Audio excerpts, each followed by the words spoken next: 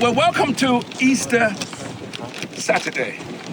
Now, a lot of people don't get excited about Easter Saturday. But actually, Easter Saturday is one of the pivotal points in this whole narrative about the Passion. Now, we know that Friday he died. Yesterday we talked about that. And the cross becomes a powerful symbol. And we know also that he rose from the dead. And the resurrection and the tomb becomes also a powerful symbol. Not only a symbol, it becomes a metaphor for living. Notice something, that those two events took place in a sense where you could see things happening. And one of the things about the Easter Saturday is that God is working even in the unseen places. Yes.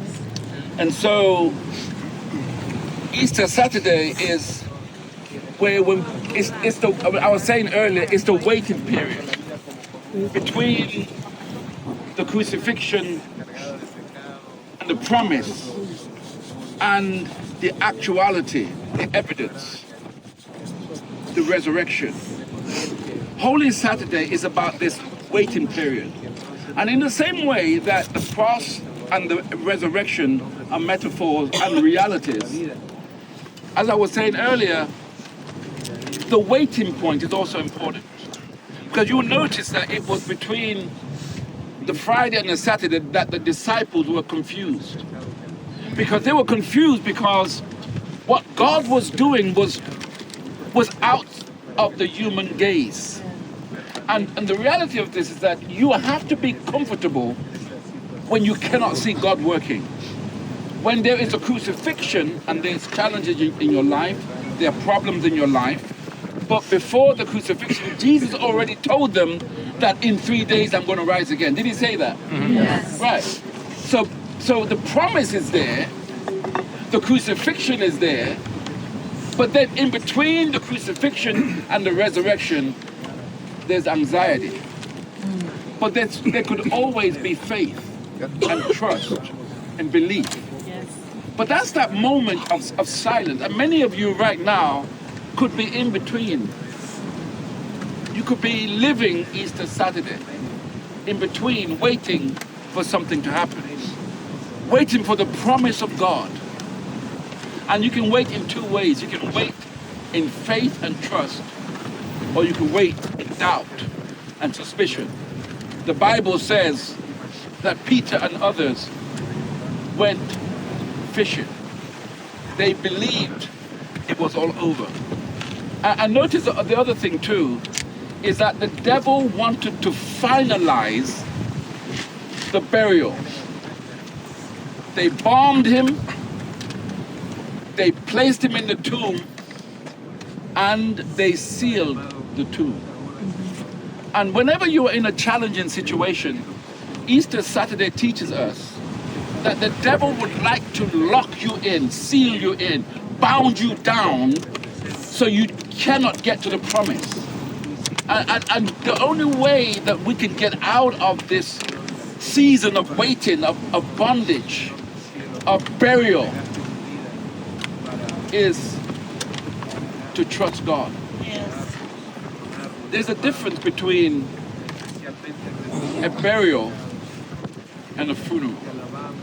When you bury someone, you must believe that there will be a resurrection. And why Easter Saturday is so pivotal and powerful and mind-blowing is that Jesus defeated death on the cross. Now remember, the death of Jesus was not resuscitation. It was not, he was almost dead. He was not comatose. Jesus was dead. Somebody said he was dead. He was dead. He was dead just as much as we see dead folk. He was not resuscitated. Jesus was dead in the same way that we experience death. And death can be final. Now the reason why Jesus had to go down into the lower parts of the earth, because death has a source.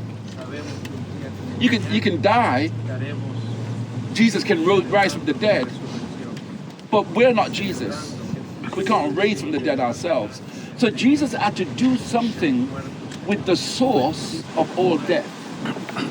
The conduit. Where does death, pain, anger, violence, bitterness, anguish, fear, all what is evil, all of the pain, all of hell, all of that can be packaged up and is personified in the devil. All of that is coming out of the place of evil, the fallen angel, the one who competes with God.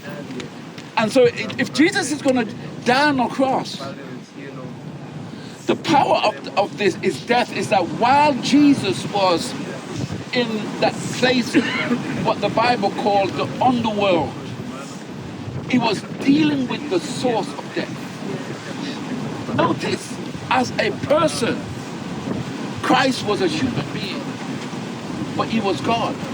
But as man and God, Jesus diffused, broke the power of death. And so that means then the source of anger, pain, the inevitable, this was inevitable, all of us inevitably would end up in the place where the devil and sin, because we have all sinned and come short of the glory of God, right? We've all done wrong. After we die, we would end up in the same place. So Jesus went to the source of death. And the Bible talks about taking the key and the power of death, pain, anguish, taking that from the devil. And the Bible says releasing those who are under captivity. And this is the powerful thing, is that all of this, the power of hell, the power of darkness, the power of all of the evils personified in the underworld, witchcraft, Ouija board, you name all of the things that pertain to the negative things about this world was all personified and found the source in the underworld. And Jesus had to diffuse it, break it, and take away the key, the power, so that when he rose from the dead, he said unto us, I give you the keys of life and death. I give you the keys of the kingdom. But so Easter Saturday is such a powerful event. Powerful event. And it reminds us that sometimes God does his greatest work and his most pivotal work outside of the human gaze. In the silence, in the tears, in the waiting, and in the trusting. It's not everybody can shout when we get to the resurrection. But can you shout and praise on Easter Saturday? Easter, Holy Saturday, when we are waiting and trusting. So in closing, let me say, Easter Saturday is a place that we can all be. But always remember that after Saturday comes Sunday. When Sunday comes, don't be like many of the disciples, surprised, but always have your faith. And many of you right now, living in between the crucifixion and the resurrection, don't despair. If God has spoken promise over your life,